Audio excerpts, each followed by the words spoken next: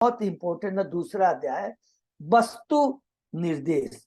दूसरा अध्याय वस्तु निर्देश श्लोक नंबर 3, जिसके अंदर में हमने पढ़ा तत्व क्या है कि कृष्ण ही चेतन महाप्रभु ही पुरुषोत्तम भगवान है, जिनको हम 3 पहलुओं में जान सकते हैं, ब्रह्म, परमात्मा और भगवान। और उसके बाद में हमने पढ़ा कि जो ब्रह्म है, ब्रह्म जो ज्ञानी है, जो कि ब्रह्म ज्योति में मिलना चाहते हैं, और परमात्मा योगी, और लास्ट में भगवान जो भक्त होते हैं, जो भक्ति के माध्यम। फिर सबसे और भी इंपॉर्टेंट चीज हमने उसमें पढ़ा नारायण के बारे में, कि नारायण जो है वो कृष्ण के से ही आते हैं, नारायण से कृष्ण नहीं आते हैं। और फिर हमने पढ़ा अतः जो कृष्ण भावनामृत में अक्सर होना चाहता है उसे कृष्ण के साकार रूप उनकी पूजा करनी चाहिए, उनके प्रति अपनी भक्ति को करना है, उनकी लीलाओं को सुनना है, और अपना संबंध अभिधेय प्रयोजन, भगवान हम कौन है, भगवान कौन है, भगवान से हमारा क्या संबंध है, इसके बारे में हमने बहुत डिटेल में पढ़ा, बहुत ही डिटेल ये चीजें हमने पढ़ा। तीसरे अध्याय में हम लोग प्रवेश करते हैं। तीसरे अध्याय में क्या है, ये है आशीर्वाद। आशीर्वाद इसमें कहते कृष्णराज कविराज आशीर्वाद है, लेकिन कौन से श्लोक का इसमें वर्णन है, चौथे श्लोक का वर्णन है। अर्थात भगवान श्री कृष्ण चैतन्य महाप्रभु के अवतार के बाह्य कारण। तो बाह्य कारण में हमने 3 पढ़ा था, बहुत इंपॉर्टेंट है। पहला, द्वापर युग में श्री कृष्ण ने देखा कि हमने तो अपनी जो लीलाओं को वृंदावन में किया, उस वृंदावन की लीलाओं का जो दिव्य प्रेम वो हमने नहीं दिया, इसका उद्घाटन साधारण लोगों में नहीं किया। उसको देने के लिए वो स्वयं अवतार लेते हैं। किसका? चैतन्य महाप्रभु लेते हैं कि मैं दिव्य प्रेम का उद्घाटन करूंगा। अतः वे स्वयं भक्त के रूप में अवतार होकर अपने सेवकों, मित्रों, माता पिता, प्रेमिकाओं के मध्य सेवा का प्रेम, दिव्य रस को विनिमय की स्वयं व्याख्या कर सके। बहुत सुंदर है, क्योंकि दिव्य, देखिए असुरों को मारना है, अपने अंश को भेज देंगे, लेकिन दिव्य प्रेम जो प्रकाश करना, भक्तों में देना है, ये साधारण नहीं है, स्वयं भगवान ही दे सकते हैं। उसके नंबर 1। दूसरा, चूंकि कलयुग स्टार्ट होने वाला था, हम लोगों ने पढ़ा था कि कृष्ण भगवान द्वापर के अंत में प्रकट हुए थे, और जैसे ही वो जब चलने लगे तो कलयुग का आरंभ शुरू हो गया था। किसके माध्यम से हमने पढ़ा था? कैंटो 1 के हम लोगों ने 16, 17, 18 उसमें परीक्षित महाराज कैसे कली को उन्होंने दंड दिया था, सब याद रखेंगे। एकदम पूरा कोरिड, बहुत सुंदर कोरिलेशन।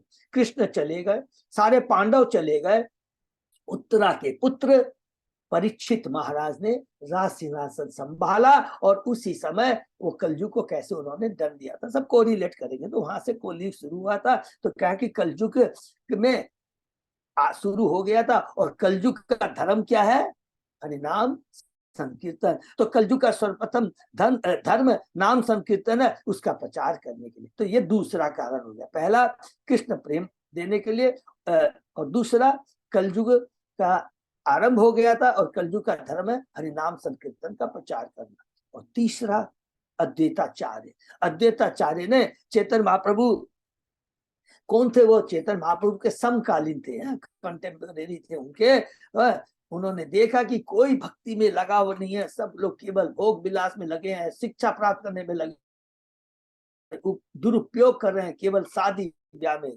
तब वो भगवान श्री चैतन्य महाप्रभु की हुंकार लगाते हैं, नरसिंह शालिग्राम को लेकर के तुलसी और गंगा जल से उनकी पूजा करते हैं, और भगवान प्रकट होते हैं। तो ये 3 कारण तो हमने डिटेल में पढ़ा था। और उसमें एक हमने बहुत 2-3 चीजें इंपॉर्टेंट पढ़ी, इसको रिपीट करना। एक तो ब्रह्मा जी के बारे में हमने पढ़ा था कि ब्रह्मा जी के एक दिन में एक ही बार भगवान श्री कृष्ण चैतन्य महाप्रभु आते हैं, और सारा चीज सबको मालूम है, 4 युग मिलाकर एक दिव्य चतुर्युग होता है। ब्रह्मा जी के एक दिन में 1000 चतुर्युग होते हैं। ब्रह्मा जी की आयु 100 वर्ष होती है, और एक 100 वर्ष होती है। और एक दिन भगवान का, ब्रह्मा जी का 1000 चतुर्युग के बराबर होता है, और ब्रह्मा जी के एक दिन में 14 मन्वंतर होते हैं, अर्थात 14 मनु आते हैं।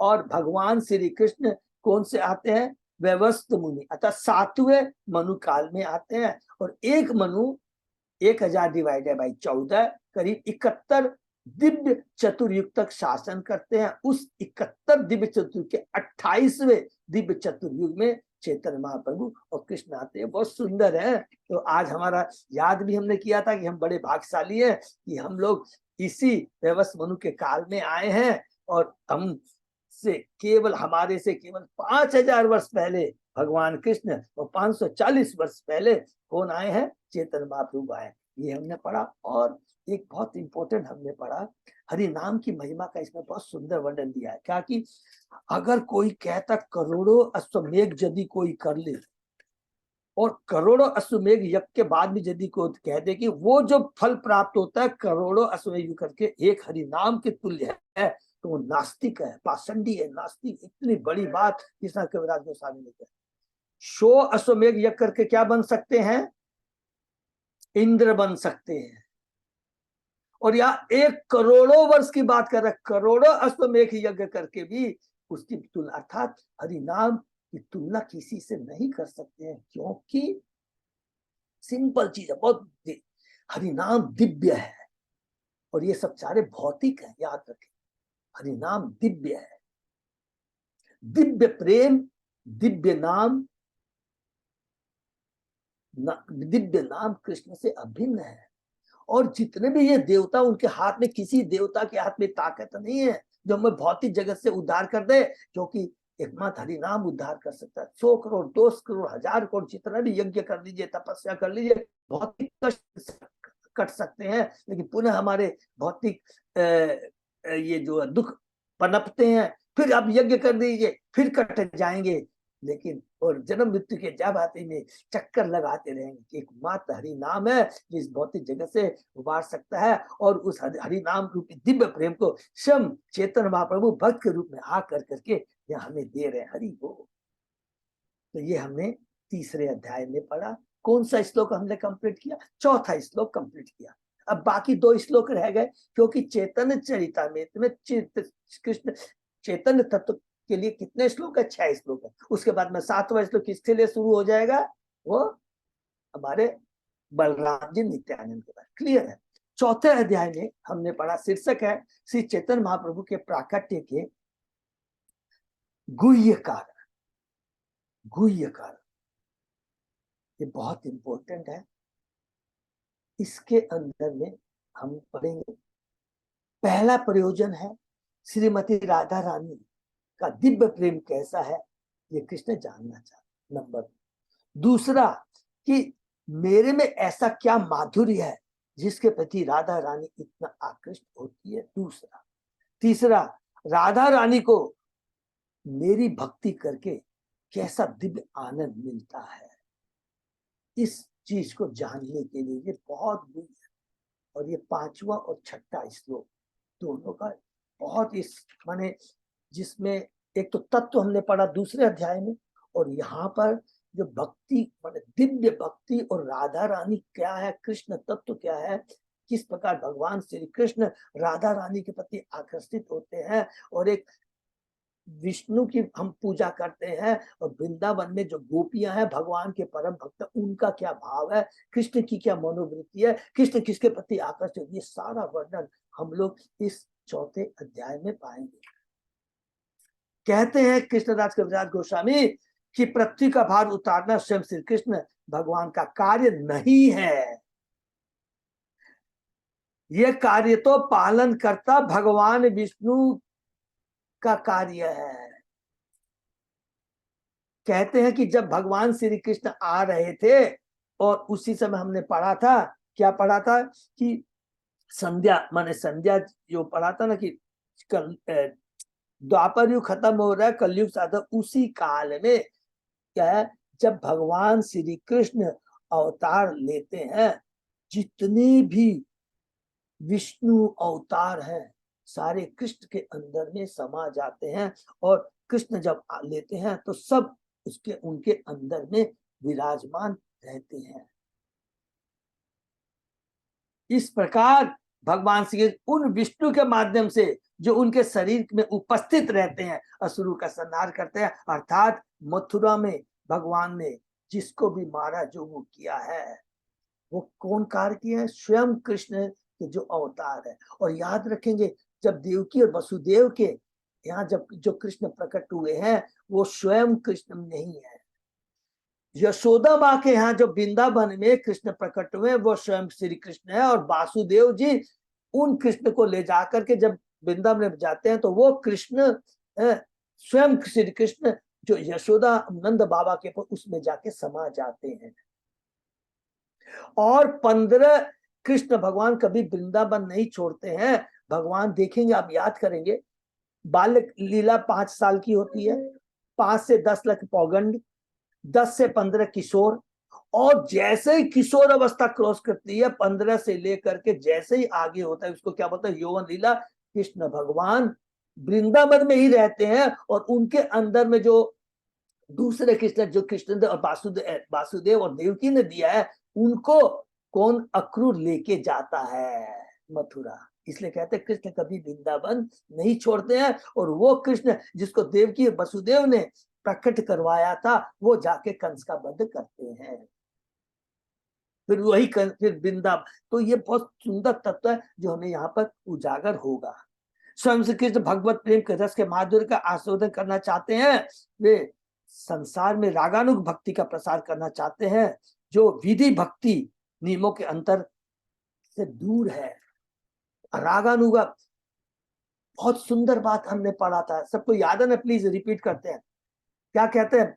मेरे ऐश्वर्य भाव की भक्ति मुझे संतुष्ट नहीं कर सकती। यदि कोई मेरे को कहता है कि तू पालन करता है, जगत पालक है, तू जगदीश्वर है, तू जगन्नाथ है, ये मुझे पसंद नहीं करती।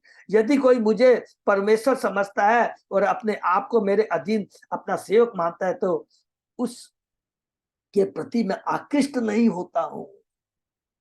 यदि कोई मुझे अपना पुत्र, अपना मित्र या प्रेमी मानकर अपने आप को महान और या तो मुझसे समान समझता है या मुझको निम्न समझता है, वो शुद्ध भक्ति है, और मैं उसके अधीन हो जाता हूं। अर्थात सखा वात्सल्य माधुर्य। हरि बोल। कहते हैं यदि मेरी प्रीतमा रूठ कर मेरे को भर्त्सना करती है, तो वह वेदों की महान स्तुति से बढ़ के होता है। जैसे होता है ना, बड़े बड़े स्तुति करते हैं योगी लोग भगवान की, बोलते हैं, उसमें मुझे आनंद नहीं आता है। जब गोपियां मेरी भर्त्सना करती है, मुझे चोर कहती है, तू माखन चोर, उसमें मुझे आनंद आता है। मेरे मित्र शुद्ध मित्र के कारण मेरे कंधों पर चढ़ जाते हैं, तो कहते हैं तुम किस तरह से बड़े व्यक्ति हो, तुम तो हमारे समान हो। ये सुनकर मुझे आनंद आता है। ये है रागुनाथ भक्ति, दिव्य भक्ति।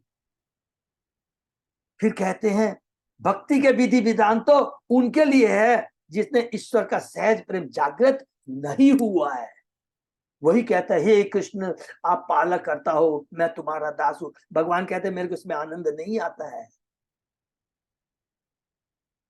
और बोलते हैं कि जब तक सहज प्रेम आकृष्ट नहीं होता है, तब तक भगवान को आनंद नहीं आता है। और जिसमें स्वतः प्रेम आकृष्ट हो जाता है, जिसके अंदर में भक्त भूल जाता है कि कृष्ण भगवान, और भगवान भूल जाते हैं कि मैं भगवान हूं, उस समय जो आदान प्रदान होता है, कहते हैं कृष्ण, वही मुझे दिव्य आनंद देता है। अतः रागानुग प्रेम विधि भक्ति से कई अधिक श्रेष्ठ होता है। इसलिए लोग अभी हम लोग कौन सी भक्ति कर रहे हैं? वैदिक भक्ति, विधि भक्ति कर रहे हैं। तो मैं ऐसे शुद्ध भक्तों को अपने साथ लेकर अवतरित होऊंगा और उनके प्रकार की ऐसी अद्भुत क्रियाएं करूंगा जो बैकुंठ में भी नहीं है। मैं ऐसी ऐसी लीलाओं का प्रसार करूंगा जो सब मुझे भी आश्चर्यचकित करने वाली होगी। कि मैं भी, मैंने, क्योंकि आश्चर्य, जब तक भगवान ये न भूल जाए कि मैं भगवान हूं, तो योग माया के माध्यम से भुला देते कि मैं भगवान, तभी भगवान कहते हैं कि मैं आश्चर्यमय लीलाएं कर सकता हूं, नहीं तो नहीं कर सकता हूं। तो ये चीज हम लोगों ने पढ़ा शायद जय पुदा बहू, ये थोड़ा मेरे को यहीं तक ही पढ़ा था ना। 34 तक पढ़े थे प्रभु जी, 4th चैप्टर का। 34 तक पढ़े थे क्या? ओके, एक सेकंड रुक जा, तो ये थोड़ा सा मेरे को ओके 34 तक पढ़ा। वही गोपियों के बारे में हम लोगों ने 29 से लेके ये लास्ट जो मैंने पढ़ा 29 तक का है, उसके में 5 श्लोकों के बहुत ही इंपॉर्टेंट है। इसके अंदर में स्पेशली श्लोक नंबर जो हम लोगों ने 30 पढ़ा, यदि समय मिलेगा तो उसके तात्पर्य को जरूर पढ़ेंगे, जिसमें बहुत सुंदर। अच्छा, तो परकिया रस और सरकिया रस के बारे में हम लोग ने डिस्कस कर लिया था, इसका मतलब थोड़ा सा सॉरी, तो कोई भी बताएंगे प्लीज मेरे को, ये बहुत इंपॉर्टेंट है, इसको हम लोग रिपीट भी कर लेंगे। और बहुत ही क्या बोलते हैं इसको, डेलिकेट है, माने बहुत ही इसको कहते हैं सूक्ष्म है, और इसको बहुत अच्छे से समझना है। तो कोई भी बताएं, याद है क्या ये 30वें श्लोक के अंदर में, या पढ़ते हैं 2 मिनट पढ़ के फिर एक्सप्लेन करेंगे। गोलोक वृंदावन में परकी रस के नाम से एक प्रकार का प्रेम विनिमय होता है। यह एक विवाहिता स्त्री का अपने पति को छोड़कर अन्य पति के लिए आकर्षण जैसा है। भौतिक जगत में इस प्रकार का संबंध बहुत खराब माना जाता है, क्योंकि यह आध्यात्मिक जगत के परिकर रस का विकृत प्रतिबिंब है, जहां इसे सर्वोच्च प्रेम व्यवहार माना जाता है। भक्त तथा भगवान के बीच ऐसी भावनाएं योग माया के प्रभाव से प्रस्तुत की जाती है। भगवद गीता बतलाते हैं कि सर्वोच्च स्तर के भक्त देव माया या योग माया के संरक्षण में रहते हैं। भगवान और भगवान के सर्वोच्च भक्त योग माया के संरक्षण में रहते हैं। महात्मा तु भारत देवी प्रकृति माता, जो वास्तव में महात्मा है वे सदैव भगवान की सेवा लगे रहकर कृष्ण भावना में पूर्ण निमग्न रहते हैं। वे देवी प्रकृति योग माया के संरक्षण में रहते हैं। योग माया ऐसी स्थिति ला देती है कि जिसमें भक्त मात्र कृष्ण से प्रेम करने के लिए सारे विधि विधानों का अनुक्रमण करने को तैयार होता है। वो है गोपियां। सारे विधि विधानों को याद है, गोपियां जब भगवान कृष्ण रासलीला में गोपी, जिसमें हमने गोपी गीत के बारे में अभी हम लोग डाबर पढ़ रहे हैं, जब भगवान ने बांसुरी बजाते सब कुछ भूल जाते हैं, कृष्ण गोपियां भूल जाती है, जैसी अवस्था में रहती है अपने पतियों को बच्चों को सब कुछ छोड़ कर करके केवल आ जाती है।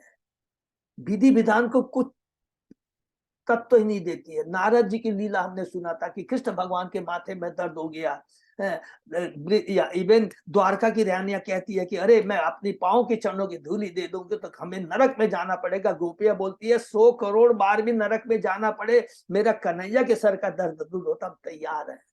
कोई विधि विधानों का मतलब नहीं होता है। ये हुआ परकिया रस, बहुत इंपॉर्टेंट।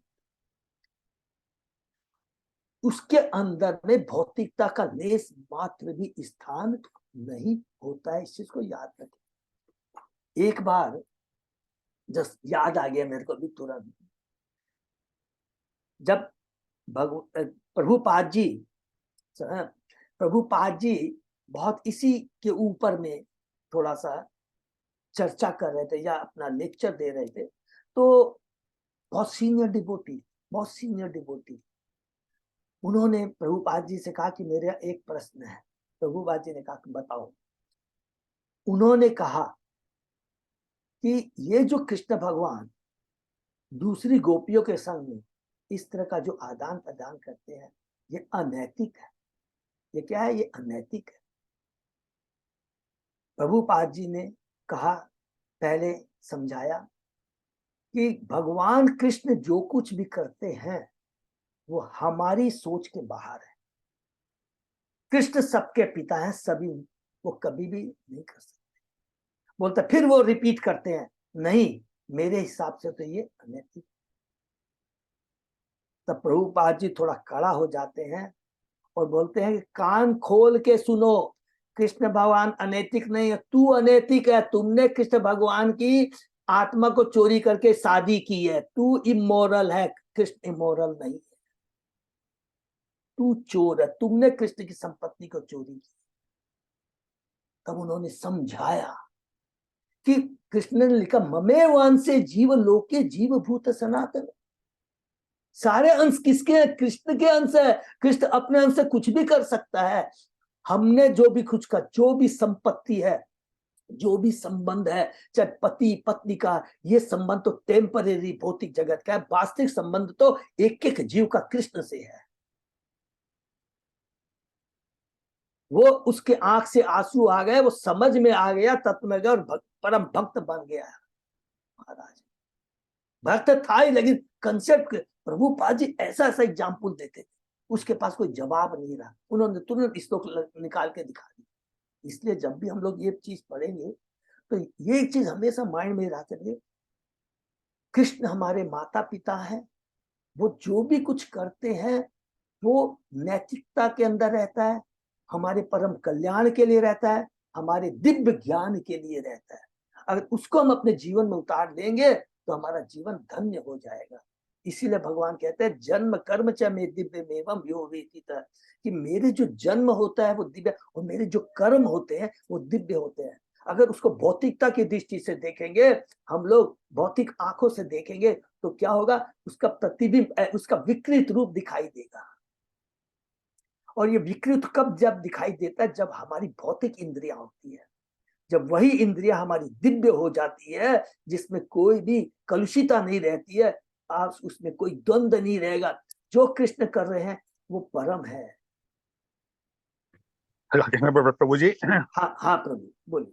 प्रभु जी, एक फैक्ट ये भी तो है ना कि वृंदावन में जब तक भगवान श्री कृष्ण थे तो वो तो बहुत छोटी आयु के थे, वो तो 6 से 8 साल के तो उस टाइम उनकी उम्र थी उनकी।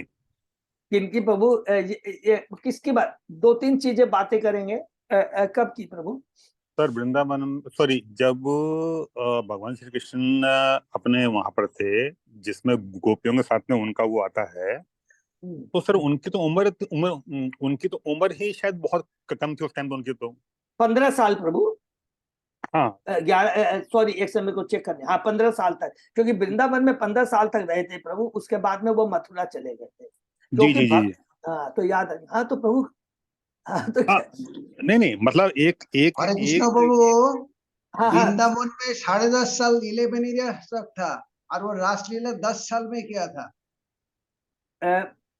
तो एक संग चेक करेंगे तो वो जब किशोर लीला के बाद तो वो मथुरा गए थे ना।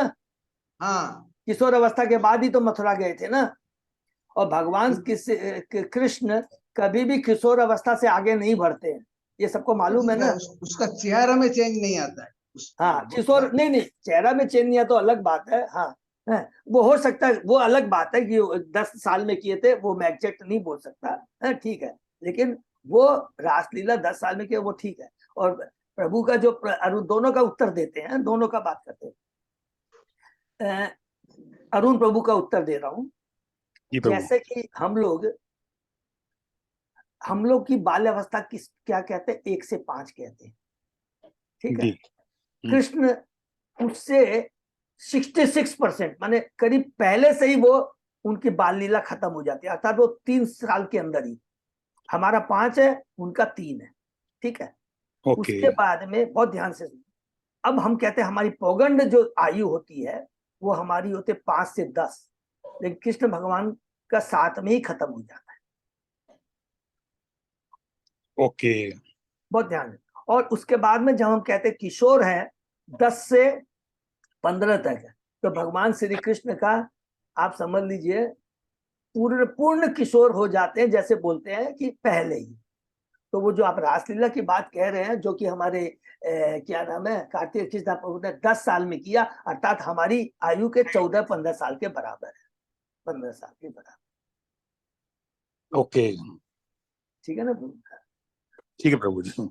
और ये 2 चीज इंपॉर्टेंट याद रखेंगे, भगवान वृंदावन में अपनी किशोर लीला तक है, उसके बाद में जो भी लीला है वृंदावन के बाहर है, मथुरा में जो होता है स्वयं कृष्ण नहीं करते हैं। क्लियर है। और ये हमने एक डिस्कस किया। दूसरा डिस्कस किया, चूंकि अभी हम आगे नहीं बढ़े, बहुत इंपॉर्टेंट है ये चीजें। दूसरा हमने क्या डिस्कस किया, परकिया और स्वक्रिया। सबको मालूम है परकिया का मतलब समझ में आ गया ना, माने परकीय रस और सक्रिय रस माने वो जो अपने विदिन नियम के अनुसार करते हैं, माने पत्नी से सारी अच्छे से नियम वेद के अनुसार काम में मुक्तहीन होता है प्रभु, काम हैं? नहीं रहता है उधर, काम मुक्तहीन नहीं, मतलब वो काम तो नहीं रहता है। वो तो माता जी दूसरी बात कर, सरकिया प्रक्रिया तो सबको मालूम हो गया ना, ये चीज मैं बोल रहा हूँ जी। सबको परकिया प्रभु जी प्रेमी प्रेमिका का जो रहता है ना, हाँ। वो वाला भाव। हाँ वो भाव नहीं, वो तो ठीक है, वो दूसरी स्त्रियों के, पहले ये चीज समझ लेना है, ये चीज वो ठीक है। प्रक्रिया रस किसको बोलते हैं?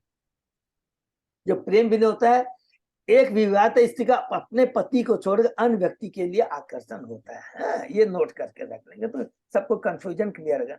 शक्य प्रक्रिया क्लियर है? सुवर्णा सांप्रिया देवी दासी माता जी। हाँ जी प्रभु नहीं जी, प्रभु, क्लियर है।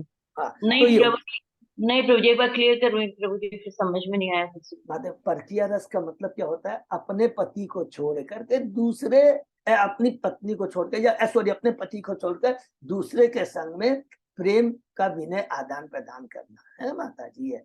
लेकिन ये दिव्य है, ये बहुत दिव्य, जो कि अभी शामप्रिया सुस्मिता देवी दासी माता ने कहा कि ये चीज इतनी डेलिकेट, इतनी, इसको अगर हम समझ लें हमारा जीवन धन्य हो जाएगा। कृष्ण और देखिए, एक लॉजिक के दृष्टि से चलते हैं, बहुत सब लोग ध्यान से सुने। कृष्ण, राधा रानी कौन है?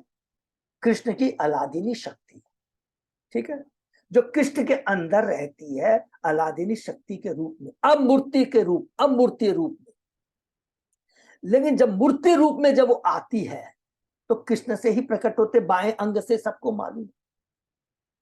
और राधा रानी से सारी गोपियों का विस्तार है, उन जैसे ही रानियों का विस्तार है जो कि द्वारका की रानी है, और उन्हीं से बैकुंठ की लक्ष्मियां है। तो सोर्स को, तो ओरिजिनल सोर्स कौन है? कृष्ण है, नंबर 1। और कृष्ण ने इसको कैसे कोरोबोरेट किया है? गीता में, ममे वांसे जीव लोके जीव, सारे जितनी आत्माएं मेरा अंश है। जब हम भौतिक दृष्टि से सोचते तो ये कभी नहीं सोचते कि अरे ये तो कृष्ण ही है, सब तो कृष्ण की शक्तियां हैं। शक्तिमान केवल कृष्ण है, ये नोट करके रखते। शक्तिमान केवल कृष्ण है, बलराम जी उनके प्रकाश है, बलराम जी शक्ति नहीं है। इसीलिए देखेंगे कृष्ण और बलराम में कोई अंतर नहीं है, इन दोनों के माध्यम से पूरी लीलाएं होती है। इसलिए कोई कहता है अरे कृष्ण ये है अनैतिक कार्य करते हैं, ये हमारी कलुषित चेतना की उपज है, जिसको कि और कहीं आप नहीं देखेंगे। ये कृष्णराज कविराज गोस्वामी ने बहुत तत्व के रूप में समझाने का प्रयत्न किया है, और प्रभुपाद जी ने डिटेल में तात्पर्य में ये बातें हमें कही। क्लियर है? तो प्रभु जी, मेरा एक ये प्रश्न यहाँ पे उठ रहा है कि अब ये परकीया भाव, जैसे हम अभी गोपियों के बारे में पढ़े, लेकिन हम लोग ब्रह्म विमोहिनी लीला में हम सुनते हैं और भांडीर वन में बताया जाता है कि राधा रानी के साथ विवाह हुआ था, और गोपियों के साथ पौर्णमासी, जब मतलब भगवान विस्तार अपना किए थे तो पौर्णमासी कही थी कि अभी अच्छा मुहूर्त है, सबके साथ विवाह कर दो। तो उसमें तो सब कृष्ण के ही मतलब कि विस्तार थे, उनसे विवाह हुआ था। तो फिर हम कैसे, तो इसमें मतलब उनका तो विवाह हुआ था, तो फिर क्या क्या हम बोल सकते हैं, या क्या है इसका मतलब? माता जी का बहुत सुंदर प्रश्न है। वो केवल एक क्षण के लिए, एक क्षण माने ब्रह्मा जी का एक क्षण था, और 1 साल तक जितनी गोपियां थी, उस गोपियां थी उनका कृष्ण से ब्याह, ये तो बात। और उसके बाद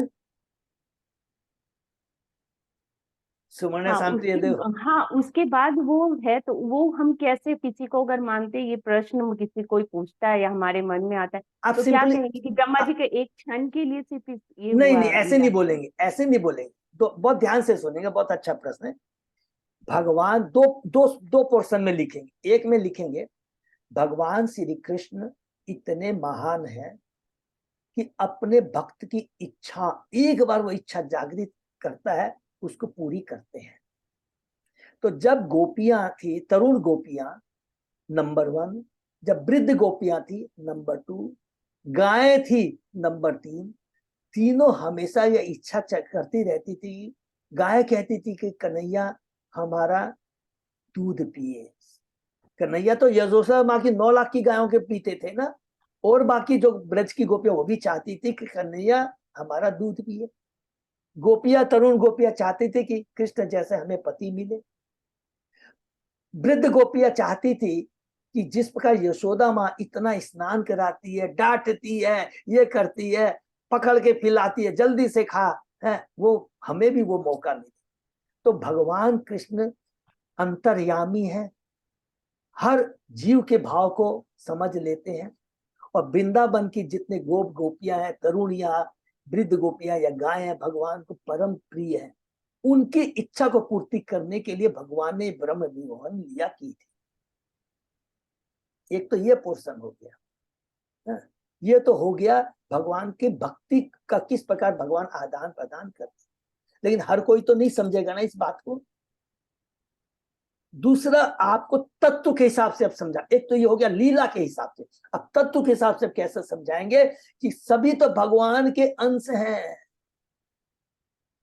आज आप ईमानदारी से सोचिए, आज हम जितने भी युवक युवतियां, हम कृष्ण को ही तो पूजा करते हैं ना, कृष्ण को ही तो समर्पित है ना। तो कृष्ण के हम अंश हैं, हम सब कुछ कृष्ण का है। तो ये भाव मन में सोचना, ये भौतिक सोच है। तो आप ये तत्व के हिसाब से माता जी बोलेंगी, दोनों चीज से बोलेंगे तो 100% वो सेटिस्फाई हो जाएंगे।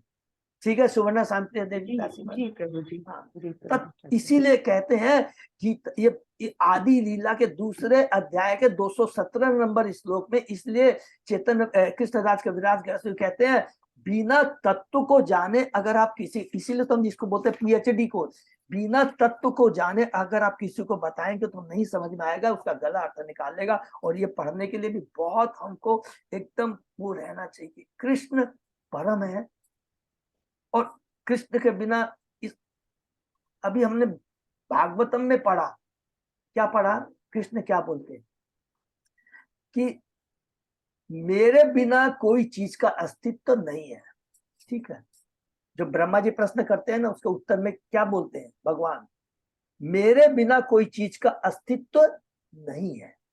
मेरे बिना अगर कोई चीज आपको दिखाई देती है, वो केवल माया है। इसको याद रखें। अर्थात या सोचते ये मेरा है, ये मेरी पत्नी है, ये मेरे बच्ची है, ये हमारी भौतिक सोच, अर्थात ये माया है। माया क्यों बोला गया है बताइए कोई भी? आपको मालूम है केवल इसी जीवन काल तक ये मेरा संबंध है, उसके बाद तो रहेगा नहीं। तो गायब कैसे हो गया भैया अब? क्योंकि ये माया है। जो चीज असत्य है, टेम्परेरी है, उसको हम लोग संक्षेप में क्या बोलते हैं, माया। अर्थात जो कभी भी शाश्वत नहीं रहती है, कभी भी धोखा दे के चली जाएगी, या तो स्वयं आपको छोड़ देगी या काल हमसे छुड़वा देगा। तो इन चीजों को, सारे तत्व को समझ कर करके अंत में हमको कंक्लूजन में यही मिलेगा कि कृष्ण ने जो कहा है वो परम सत्य है। कृष्ण परम सत्य है, कृष्ण की वाणी परम सत्य है, कृष्ण का धाम परम सत्य है, कृष्ण की कमिटमेंट माने वाणी है वो परम सत्य है। एक बार जो कृष्ण ने कह दिया है, उसमें आप कहीं भी देख लीजिए, कृष्ण अपनी वाणी से कभी बैकआउट नहीं करते। कहीं भी आप देख लीजिए, कभी भी ना, जैसे एग्जाम्पल में बोल रहा, नारद जी ने कहा था, जैसे बार बार यही सब याद आ रहा है क्योंकि दामोदर लीला बहुत हम लोग अभी याद कर, भगवान ने कहा था, नारद जी ने कह दिया, क्या कह दिया कि कुबेर के पुत्रों को, ठीक है तुमने गलती की है, ठीक है, द्वापर युग में जब भगवान कृष्ण आएंगे, उनके आंगन के तुम दृश्य बनोगे, उनके हाथों से तुम्हारा कल्याण होगा। कमिटमेंट किसने किया है? कृष्ण ने नहीं किया, कृष्ण के परम भक्त ने किया है। भगवान याद रखते हैं उस चीज को। तो कृष्ण की वाणी, कृष्ण के कार्य सब दिव्य है, परम है, कृष्ण परम है, ये तत्व ज्ञान है। तो इस चीज को हम लोग रखेंगे तो हमारा जीवन धन्य हो जाएगा। ठीक है, तो अजय पदा प्रभु ने बताया हम लोगों को 34 तक बोला प्रभु। हाँ 34 तक प्रभु। ओके, और इसमें एक जो 34 श्लोक में बहुत इंपोर्टेंट याद रखेंगे प्लीज, ये जो माधुर्य प्रेम जिसे हमें परकी रस कहते हैं, यह माधुर्य प्रेम जिसे हम परकी रस कहते हैं, यह भगवान के साथ उनके भक्तों द्वारा प्रदर्शित अद्वितीय प्रेम की पूर्णता है। अर्थात और एक लाइन नोट करेंगे, ये जो परकीय रस है कृष्ण का, इसमें पूरी प्रेम की पूर्णता है 100%। इसके ऊपर कुछ नहीं, माने महाभाव ले बता जो राधा रानी, इसके ऊपर कोई प्रेम नहीं होता है। लेकिन दुर्भाग्यवश क्या है, प्रभुपाद जी ने कहा इन सहजियों से, सहजिया लोगों से आपको बच के रहना है।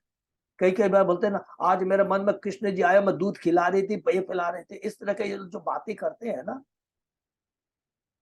भगवान का नाम नहीं लेते हैं, तत्व को नहीं जानते, भगवान के नियम को पालन नहीं करते हैं। कृष्ण राधा रानी उनके मन में आई, कृष्ण उनके मन में आए, उनको दूध खिलाया, रबड़ी खिलाई, और दूसरे इससे बढ़कर और क्या होता है, वृंदावन में राधा रानी का वेश धारण कर ले, इसको सहजिया बोलते हैं। ये सब इनसे दूर रहना है। जिसमें दिव्य प्रेम जागृत होता है वो उजागर नहीं करता है, हमेशा याद रखेंगे। तो ये सारी चीज हमने पढ़ा, और आज हम लोग थोड़ा जो भी अभी है पढ़ते हैं, तो ये भी चूंकि ये बहुत इंपॉर्टेंट चैप्टर है, हम श्लोक नंबर 35 से स्टार्ट करते हैं। ठीक है तो ओम नमो भगवते वासुदेवाय, ओम नमो भगवते वासुदेवाय, ओम नमो भगवते वासुदेवाय। भवेत क्रिया विधि से यह कोय कर्तव्य अवश्य ही हम यथा प्रत्यवाय। यहाँ पर भवेत क्रिया अनिवार्यता के भाव में प्रयुक्त हुई है, और यह हमें बतलाती है कि इसे अवश्य किया जाना चाहिए। इसकी अवहेलना का अर्थ होगा कर्तव्य का प्रत्याहार। यह अनिवार्यता का भाव शुद्ध भक्तों पर लागू होता है। नवचित इन व्यापारों को तभी समझ सकेंगे, देखिए नवजित इन व्यापारों को तभी समझ सके जब वे किसी दक्ष गुरु के निर्देश में नियमित भक्ति के पद को प्राप्त कर लेंगे। नियमित भक्ति के पद को प्राप्त करने, तब वे भी राधा तथा कृष्ण के प्रेम व्यवहार को सुनने के अधिकारी हो सकेंगे। इसीलिए प्रभुपाद जी ने कहा है कि कभी भी डायरेक्ट कैंटो 10 में हमको जंप नहीं करना चाहिए। कितनी सूक्ष्म बात है। जैसे ही कैंटो 10 में आप घुस जाते हैं, सपोज कीजिए हमारी बुद्धि क्या है, विकृत है, चेतना कलुषित है, हमने केवल भौतिक जगत का कलुषित प्रेम देखा है जिसमें स्वार्थ होता है। और अगर स्वार्थ नहीं होता तो आप सोचिए कि शादी के बाद में डाइवोर्स क्यों होते, तलाक क्यों होते, लड़ाई झगड़ा क्यों होता। आप सोचिए, हर में स्वार्थ होता है। और हमारी सोच कितनी गलत होती है। इसीलिए कहते हैं यहाँ पर प्रभुपाद जी के तात्पर्य से सारा चीज समझ में आ जाता है कि दक्ष गुरु, अब दक्ष वर्ड को भी बहुत ध्यान से सुने, एक एक वर्ड में बहुत बड़ी पावर है। दक्ष गुरु, प्रामाणिक गुरु होना चाहिए, हाई लेवल का। कई कई बार देखिए, यहाँ पर सब भक्त है तो हम डिस्कस कर सकते हैं प्लीज। भक्ति के लेवल में भी भक्तों का डाउनफॉल होता है, इवन चाहे सीनियर डिवोटी हो जाता है डाउनफॉल। माया बहुत प्रबल है, हमें संभल के रहना। कभी हमको ये नहीं समझना मेरी बहुत अच्छी भक्ति हो रही है। ये जो चेतन चरितामृत पढ़ लेंगे, प्रभुपाद जी के तात्पर्य हम पढ़ लेंगे, तो हमको सब कुछ समझ में आ जाएगा कि भौतिक जगत को भी कलयुग का जो है, जहाँ वातावरण कलुषित है, हर तरह की गलत गलत एक्टिविटियां हो रही है, चलचित्र हो देख रहे हैं, हम कर रहे हैं, बातें सुन रहे, छोटे छोटे बच्चों की आप बात सुन के रोंगटे खड़े हो जाएंगे हमारे। इसलिए प्रभु जी कहते हैं हमारा परम सौभाग्य है कि मनुष्य योनि मिली है, भगवान की भक्ति कर करके इस भौतिक जगत के बीच भीड़ में न फंस करके बाईपास से निकल जाइए भक्ति कर करके। ठीक है ना। जब तक मनुष्य भौतिक बद्ध जीवन में है, तब तक नैतिक तथा अनैतिक कार्यों में कठोर अनुशासन की आवश्यकता रहती है। जब तक बद्ध जीवन में,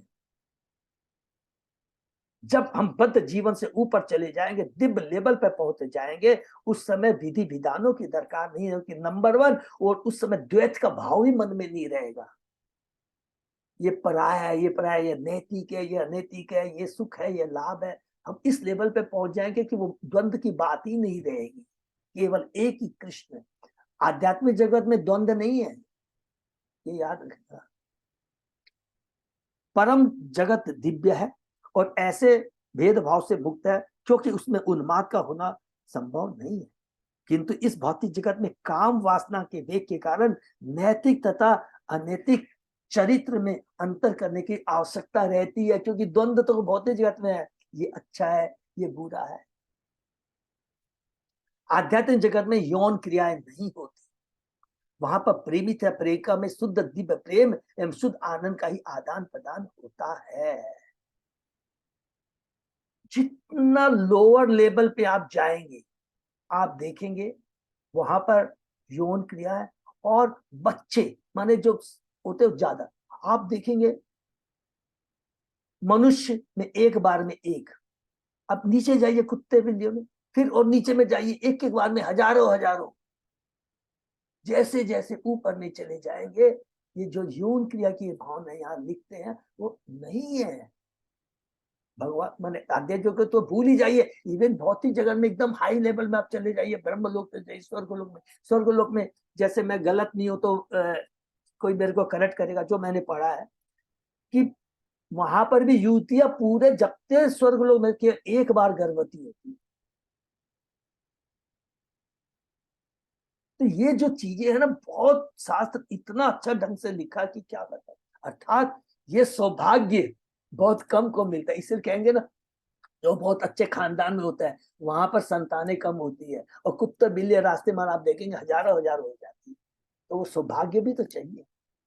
तो किसी रूप से भी कहीं से भी आप एक्सप्लेन कर सकते हैं, ठीक है ना। जो व्यक्ति रस के दिव्य सौंदर्य द्वारा आकृष्ट नहीं हो पाया है वह भौतिक आकर्षण की ओर निश्चित रूप से पतित होगा और भौतिक कलमश में कर्म करता हुआ एक नरक के अंधतम क्षेत्र में चला जाएगा। किंतु राधा कृष्ण के माधुर प्रेम को समझकर वह कथा कथित पुरुष तथा स्त्री के भौतिक प्रेम के बंधन से मुक्त हो जाता है। हरि बोल।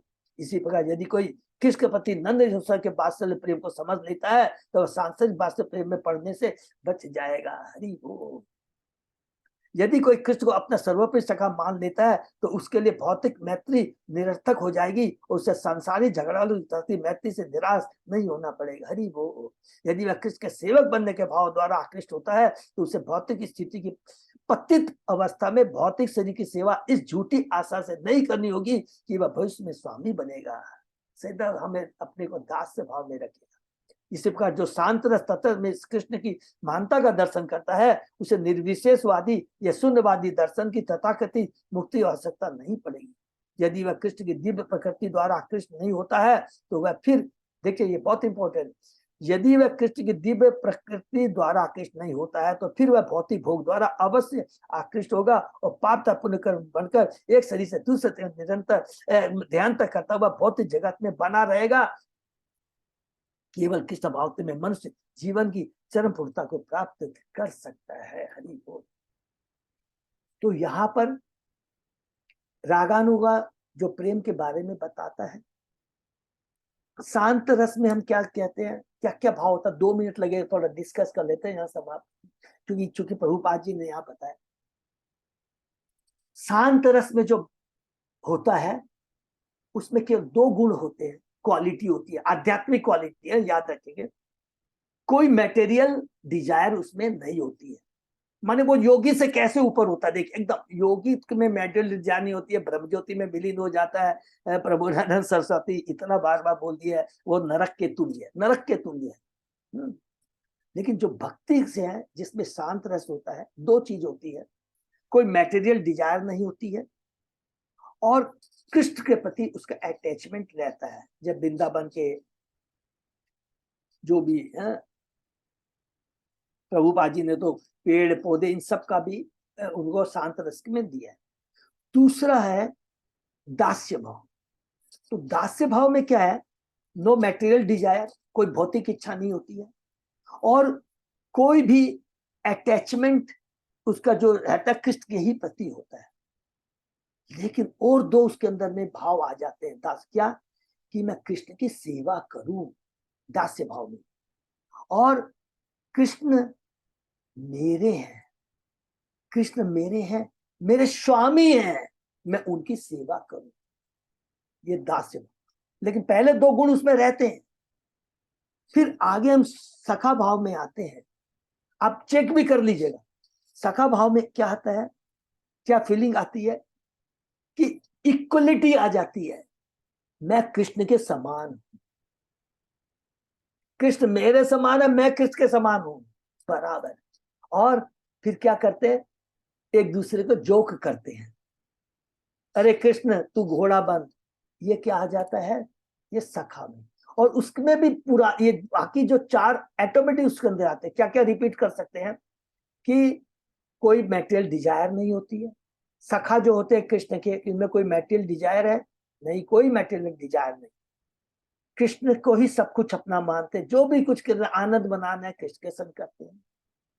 तीसरा उसका अंदर में कृष्ण के प्रति वो सेवा भाव रखते हैं। कोई भी देखे, जब भी गोप जाते हैं समल जंगल में चलाने जाते हैं, कृष्ण बीच में बैठ जाते हैं, कृष्ण देखो मेरी माँ ने कितना अच्छा बनाया है, उनको हर आदमी हर गोप चाहता है कृष्ण को खिलाओ, ये सेवा भाव भी। और दूसरा उससे जोक भी करते हैं, तू घोड़ा बन, तो वो क्या है, ये साख्य भाव में और जुड़ जाता है। शांत भाव, दास्य भाव में जो चीज है वो तो रहती ही है साख्य भाव में, प्लस 2 चीज और जुड़ जाती, क्या जुड़ जाती है कि कृष्ण मैं तेरे बराबर हूं। दास्य भाव में नहीं, तुम स्वामी है मैं दास हूं। दूसरा तीसरा क्या करते हैं, जोक करते हैं। दास्य भाव में तो जोक नहीं कर सकते हैं ना, लेकिन कृष्ण इसमें कर सकते। अब और एक आगे आ जाइए, तो ये 6 चीजों, जैसे ही हम लोग और आगे बढ़ते हैं, वात्सल्य भाव में बढ़ते हैं, तो और एक चीज जुड़ जाती है। वात्सल्य भाव में क्या जुड़ जाती है, मेरे बिना कृष्ण का पालन नहीं होगा। एक, और जब वो खाता नहीं है तो पिटाई करती है, ताड़न करती है, तू कमजोर हो जाएगा, तू बहुत ज्यादा हो गया, तू मट्टी खाता है, तेरे एक मुंह पे थप्पड़, मुंह दिखा खोल करके, यशोदा मां करती है। तो पालन पोषण का भाव, और बाकी 6 रहते हैं, चेक करके देख लीजिएगा अभी हम लोग। और उसके बाद में आता है माधुर्य भाव। माधुर्य भाव में कौन सा भाव है, आत्मसमर्पण, पूरा आत्मसमर्पण। जैसे एक पत्नी जिसमें अपने पति को पूर्ण आत्मसमर्पण कर सकती है, सब समझ सकते हैं, पूर्ण रूप से आत्मसमर्पण। वो एक माता का एक अपना लेवल होता है। एक बड़ा बच्चा होने के बाद में सबको मालूम है, आजकल क्या कहते हैं, माता पिता जब बड़े हो जाते हैं तो मोटा मोटी 15 या 16 साल के बाद में उनसे एक तो फ्रेंडशिप का वो करते हैं, ठीक है, वो रहता है थोड़ा सा। वात्सल्य भाव में क्या है, मेरा पालन पोषण, मेरे बिना इसका पालन पोषण नहीं होगा, मैं जब तक नहीं ख्याल करूं इसका देव। और उसके बाद जो माधुर्य भाव है उसमें पूर्ण आत्मसमर्पण रहता है। उसके अंदर में शांत भाव वाले भी रहते हैं, दास्य भाव के भी गुण चेक कर लीजिएगा, सखा भाव के भी गुण रहते हैं, उसके अंदर में वात्सल्य के भी रहते हैं। और माधुर्य तो परम दिव्य हो गया। पति है, अपने पति से संजोग भी करती है, सेवा भी करती है उसकी, जब भी उसको मैंने कुछ भी कर लीजिए, जोक सेवा सब कुछ अंदर माधुर्य भाव में जुड़ा रहता है। यही चीज है, यही कृष्ण राम लोग कृष्णदास कविराज गोस्वामी हमें प्रस्तुत करना चाहते थे। तो इसीलिए कह रहे हैं कि ये 4था अध्याय में पूरा दिव्य तत्व परिचय, कभी भी किसी के मन में कोई कंफ्यूजन डाउट आए ना, वो नहीं रहना चाहिए।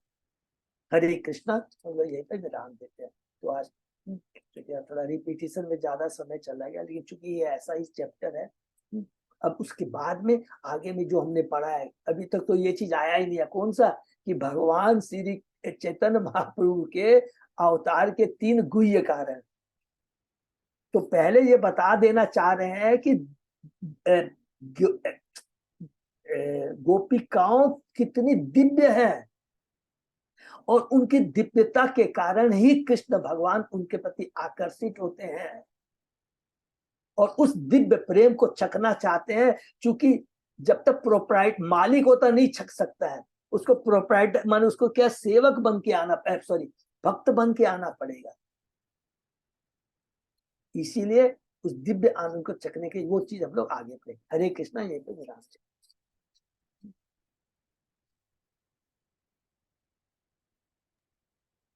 का कोई प्रश्न? हरे कृष्णा प्रभु जी, दंडवत प्रणाम। अजय पदा प्रभु। हाँ प्रभु जी। और कुछ प्रभु आज तो भी तो कल हाँ थोड़ा सा प्रभु जी मेरे को लेट हो गया, थोड़ा सा वो नहीं, मंदिर से पे छठ पे वो नया मैं जगह समझ गया था प्रभु जो वहाँ गए, सबको मालूम है प्रभु आउट ऑफ स्टेशन है, कल से शुरू हो गया ना। मैं यहाँ कल वाराणसी मंदिर भी जाकर के आया कल, छोटा सा है लेकिन बहुत सुंदर, बहुत प्यारा मंदिर है। हरी बोल हरी बोल। चलिए बहुत बहुत धन्यवाद। और जस्ट एक लाइन थोड़ा बोल दो क्योंकि जरूरी, कल सुंदर गोपीदास प्रभु का फोन आया था, वो थोड़ा पूछ रहे, मैंने उनसे परमिशन ले लिया, बोले कि बाकी डिटेल में हिंदू लेखा पूरा बता दे कि जिन्होंने ये किया, क्या नाम है, भीष्म पंचक किया है, तो उन्होंने कहा कि सब कुछ मेजर है वो यहीं से लेके जाना पड़ेगा, वहाँ बहुत कम चीज मिलेगी, तो हम लोग कैरी करेंगे, तो माता जी लोग आपस में बात कर लेंगे, नंबर 1। नंबर 2 है कि रूम्स वगैरह की जहाँ उन्होंने कहा कि देखिए मैं चेष्टा तो करके रूम कर दूंगा, लेकिन मेरे को कृपा करके एग्जैक्ट नंबर तो पता, मैंने उनको 27 रूम दिए थे। तो 9 तो 26 9 27 26 से 7 है, मैं फिर चेक कर लूंगा। तो प्लीज अगर कोई भी किंतु परंतर कुछ है तो आज पक्का बता देंगे। जैसे मेरे ख्याल से जगन्नाथ कोर कमेटी में आ गया है, फिर भी थोड़ा एक दो चेंज होता तो आज प्लीज मेरे को पूरा दे देंगे सब लोग, है। तो उसके बाद में उसी को ऐड कर करके मैं फाइनल उनको पोस्ट कर दूंगा। हरे कृष्णा, यही पर विराम। ठीक है प्रभु जी मैं वो भी बेल देखूंगा। सिंह मंदिर जाएंगे क्या, वो उसके बारे में भी थोड़ा बोल रहे थे।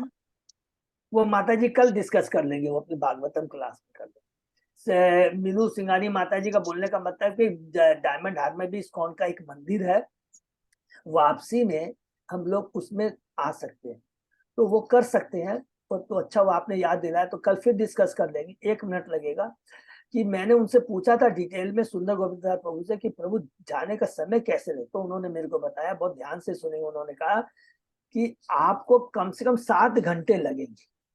उसका ब्रेकअप उन्होंने मेरे को कैसे दिया कि सॉल्ट लेक से या कहीं से लेकर के नाम खाना तक, क्योंकि बस को हमको नाम खाना तक ले जाना है, वहां तक 4 घंटे लग जाएंगे। फिर नाम खाना से हमको समुद्र क्रॉस करने से लेकर करके मंदिर तक पहुंचने में उसमें कोई गारंटी नहीं है, 2.5 घंटे भी लग सकते हैं, 3.5 घंटे भी लग सकते हैं, क्योंकि जैसा पानी रहता है, लेबल रहता है, ज्वार भाटा सही चीज बताया, वही कई फैक्टर्स रहते हैं। तो ये मान के चलिएगा 7। तो अगर आपको लंच वहां लेना है तो कृपा करके आप किसी भी हालत में 6:30 बजे छोड़ दीजिएगा, तो कम से कम आप 2 बजे वहां पहुंच जाएंगे और मैं आपको अच्छे से लंच करवा दूँ। तो टाइम को जरूर मेंटेन करिएगा, उन्होंने ये चीज कहा। तो हम लोग बहुत स्ट्रिक्ट रहेंगे कि किसी भी हालत में हम 6:30 बजे बस छोड़ दें, ठीक है ना। और वापसी में जैसे मीनू सिंघानिया माता जी ने कहा, तो हम लोग वापसी में भी क्या करेंगे कि यही मान के चलना पड़ेगा, तो हम रुक सकते हैं, आधा घंटा मंदिर का दर्शन कर सकते हैं, अवश्य करेंगे, क्योंकि इस्कॉन का मंदिर है तो बहुत अच्छा से कर लेंगे, क्योंकि मौका भी बार बार नहीं मिलेगा। लेकिन वहां से निकलने का थोड़ा हमको वो रहना पड़ेगा, स्ट्रिक्ट रहना पड़ेगा, ये बोलने का, ठीक है ना, जरूर। हरे कृष्णा। और कुछ मीनू सिंघानिया माता जी?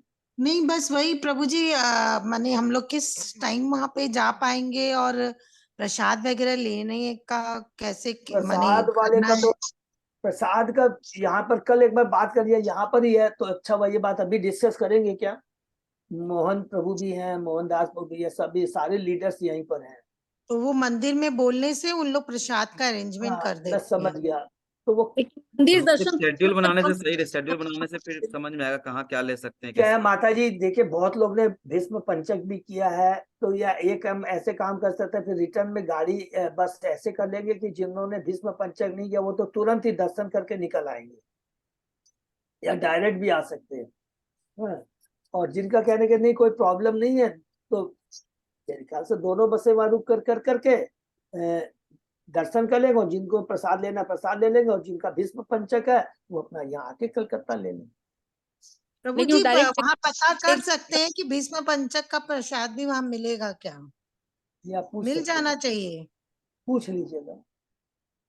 तो क्या प्रभु अजय प्रदा प्रभु, श्री संगीता राधा देवी जी माता जी, संतोष माता जी, शोभना शाम प्रदा शाम प्रभा, वो जो शेड्यूल बन पाता, शेड्यूल बना के सजाना पड़ेगा उसको उस हिसाब से। ठीक है। तो आज एक बार थोड़ा सा प्रभु जैसे मैंने एक तो वो बेस दे दिया है, मैंने बेसिक जो इंफॉर्मेशन थी वो दे दी, उसी बेसिस पर हम लोग प्लान कर सकते हैं। तो मंदिर होके, डायमंड हार्बर मंदिर होके हमको अगर आना है तो हम लोग करीब करीब या 4 बजे पहुंचेंगे। वो देख हाँ ठीक है फिर। मंदिर ऑन द वे ही पड़ेगा। मंदिर का मैक्सिमम अगर हम लोग प्रसाद वगैरह लेते हैं तो घंटा भर में वही काम वही हो मैं जाएगा। कहा, बट ऐसे डायरेक्ट टाइम तो 2 से 2:30 बजेगा, नहीं तो 3:30 से 4 बजेगा, यही है ना माता जी, 1 घंटा हाँ और ऐड प्रभु जी, करें। क्योंकि ठीक है। मंदिर के लिए अलग से कहीं जाना नहीं होगा, वो ऑन द वे ही पड़ेगा। ना बात समझ। और अजय पता, वो माता जी का कहने का ये मतलब, जब तक एडवांस में नहीं बताएंगे तो वो प्रसाद रेडी नहीं कर पाएंगे, उनका नहीं ये वो बात तो सही, तो इसलिए वो शेड्यूल अभी रेडी कर लेना पड़ेगा अपने को, मतलब कल बात करके जैसे भी हो। ठीक है। तो लेकिन प्रभु जी, मोटामोटी तो दोपहर में अगर पहुंचेंगे तो मंदिर तो बंद रहेगा, तो दर्शन कैसे होगा? अगर अपने दोपहर में पहुंचते हैं तो मंदिर तो नहीं दर्शन नहीं। नहीं, वहां पर थोड़ी पहुंचेंगे। शीतला पता देख, आप थोड़ा कंफ्यूज हो रही है। आपको नहीं, टोटल आते दोपहर वक्त तो नहीं, मैं फिर से रिपीट कर देता हूँ, समझा देता हूँ आपको। हम सपोज कीजिए 7 बजे वहां से निकले, सपोज कीजिए, तो हम लोग तो 7 बजे वहां से निकलेंगे तो 11 बजे तक तो डायमंड हार्बर पहुंच ही जाएंगे। हाँ, ओके ओके प्रभु जी। हाँ, आप कंफ्यूज हो। उसके बाद मैं कह रहा हूँ कलकत्ता पहुंचने तक 2:30 3:30 बज जाएगा, 3:30 4। तो डायमंड हार्बर में तो वहाँ मंदिर में तो आराम से हम लोग 11 बजे पहुंच जाएंगे, 11 11:30, ठीक है ना, या 12 बजे तक पहुंचेंगे, प्रसाद लेंगे। तो 1 बजे के पहले प्रसाद बिल्कुल नहीं मिलेगा। 1 बजे प्रसाद लेंगे, 2, हाँ, तो ये बात है, कम से कम यहाँ पर आपको 5 बज जाएगी। करेक्ट। तो प्रभु जी, जो लोग विश्व पंचक करेंगे तो हम लोग क्या एक ऐसा कर सकते हैं कि दर्शन करके, क्योंकि आके प्रसाद बनाना भी रहेगा, हम लोग शाम को लेते हैं, तो हम लोग एक बस का अगर निकल जाए वहां से दर्शन करने के वही बाद। मैंने कहा ना, वही मैंने कहा, वो क्योंकि अजय प्रताप ने वही बात कहा ना, ठीक से सजा लेते हैं। तो हम लोग एक हाँ, काम करेंगे, वहीं बैठ के सजा लेंगे। मोटा मोटी ये कंफर्म है कि माता ये बोल फिर दीजिए कितने जन दर्शन तो विश्व करें। पंचक कर रहे हैं वो भी अपडेट करेंगे, उस हिसाब से बस तो पूरी भर के ही निकलेगी, उस हिसाब से बस को भी तो करना पड़ेगा ना। हाँ वो, ज्यादा नहीं है। हाँ नहीं ज्यादा है तो फिर दिक्कत होगी, फिर तो कैसे छोड़ेंगे बस। शाम को प्रभु बहुत पारण लेट हो, उस दिन पारण है हम लोग का। और कितना बहुत बजे लेट है? हो जाएगा। 5 बजे तक अगर पहुंचेंगे प्रभु जी तो इट्स वेरी डिफिकल्ट। 5 तो बच जाएगा, पक्का नहीं बच तो फिर जाएगा। प्रसाद वगैरह बनाना है आके ना प्रभु जी, तो पॉसिबल नहीं होगा वो तब चीज मेरे ना। हिसाब से सिर्फ दर्शन कीजिए, निकल जाइए, प्रसाद मत लीजिए। प्रसाद अगर हाँ, लेंगे तो अपने वहीं वहां से पैकेट प्रसाद प्रसादम लेने का कर लीजिए। चक्कर मत कीजिए प्रभु ओनली जी, वो दर्शन 1 कीजिए 1.5 और 2 निकलिए, तो घंटा लग 15 मिनट में जाएगा। काम हो जाएगा, खाली दर्शन करके निकलने का। ठीक है, मीनू सिंघानी माता जी, यही हाँ, रहेगा है, मोटा मोटी सब यही है। तो ध्यान रखना, प्रसाद का ड्रॉप करते हम लोग दर्शन करके निकल जाएंगे। ठीक है, ठीक है माता प्रभु जी। ओके। किंतु वो मैं जैसे प्रसाद का तो माता जी आप घर में आके बना के खाएंगे या वो वहां पे। पैकेट सिस्टम कुछ दे दें, प्रसादम रास्ता में ले लें, वैसा कुछ करेंगे तो वो बात कर सकते हैं डायमंड हार्बर हाँ, में। वो बहुत अच्छा रहेगा डायमंड माता हार्बर जी। मंदिर से अगर आप लोग घर आते हैं ना, सॉल्ट लेक भी जाते हैं तो 2 घंटा से बेसी नहीं लगेगा, क्योंकि मेरे घर से मंदिर का रास्ता जैसे हम लोगों को लगता है 1.5 घंटा, तो सॉल्ट लेक का और 1 घंटा 1 घंटा समझ और लीजिए 1 घंटा, तो 1 घंटा, हाँ, 2.5 घंटा। हाँ 2.5 घंटा में आप लोग पहुंचेंगे हाँ, मंदिर तो से। माता जी 2 बजे के पहले स्टार्ट नहीं कर पाएंगे, प्रसाद 1 बजे के पहले बिल्कुल नहीं मिलेगा कहीं भी। 1 से, क्योंकि भगवान को भोग लगता है ना 12:30 1 बजे, उसके पहले आप प्रसाद ले ही नहीं सकती है। मंदिर पूरे हाँ विश्व में हाँ इस्कॉन का नियम है। तो आप 2 बजे के पहले नहीं निकल पाएंगे, तो 3:30 5:30 तक ही पहुंच पाएंगे माता जी, किसी भी हालत में। तो इसलिए सबसे अच्छा, 4:30 बजे, हाँ 4:30 5 नहीं हो नहीं, जाए। वो अब माता जी वो अच्छा रहेगा, मैं आपको बता दूं, 11 बजे दर्शन करेंगे और वहां से तुरंत दर्शन करके निकल जाए, ठीक है प्रभु जी, हाँ हाँ वो ज्यादा वैसे अच्छा कर रहेगा। लेते हैं। अब वही हाँ अच्छा रहेगा, एकदम सब ओके हो गया है। तो 11 बजे दर्शन करके तुरंत निकल जाएंगे, जिससे हम लोग 2 बजे तक पहुंच जाए। ठीक है ना, यही प्रभु कर। जी, फिर आप लोग को तो वहां से लंच का प्रसाद लेकर निकलना होगा ना फिर वहाँ गंगा सागर से, क्योंकि रास्ता में तो आपको देना पड़ेगा लंच, तो नहीं इतनी आप दूर अभी तक आप ये पहुंचना कर है। सकती है, मंदिर में ये रिक्वेस्ट कर सकते हैं कि हम लोगों को आप भोग लगाए, हम लोगों को प्रसाद बना के दे दी, वो कर सकते वो डब्बा। हैं। हाँ, देते ना। डब्बा। हाँ, क्योंकि मेरे को नहीं ठीक है, मैं लगता कि, पूछ लेती हूँ। हाँ, ये बहुत अच्छा रहेगा, ये अच्छा आइडिया है। ये मेरे को नहीं लगता कि सुंदर गोविंद दास प्रभु जी रेडी करे, उतना वहाँ पे इंफ्रास्ट्रक्चर नहीं होगा। डायमंड हार्बर में रेडी हो सकता है, बात करके एक बार थोड़ा सजा लेंगे, हाँ, ये बढ़िया हो गया मीनू हल्का कुछ माता भी जी, मतलब दे देंगे, वो ज्यादा आइटम नहीं, कोई भी 2 3 आइटम मिला के कुछ पैकेट बना देंगे, बहुत बढ़िया रहेगा बेस माता बन जाएगा जी, एकदम। Good idea. आप बोलिएगा तो ठीक है, मैं डब्बा का बात करती हूँ, डब्बा का 60, इंतजाम। हरी बोल, ये बहुत अच्छा आपने कहा। 60 से 70 लोग का प्लीज बात कर लीजिए, हाँ, कि हम लोग तुरंत ठीक है दर्शन करके प्रभु जी, पैकेट लेकर निकल जाएंगे। ठीक है, ठीक है प्रभु जी। हरी बोल। ठीक है, बहुत बहुत देना, ये पे विराम देते हैं। हरे कृष्ण। सही, भक्तों का बहुत बहुत धन्यवाद। हरे आप विराम करते हैं, फिर नेक्स्ट सोमवार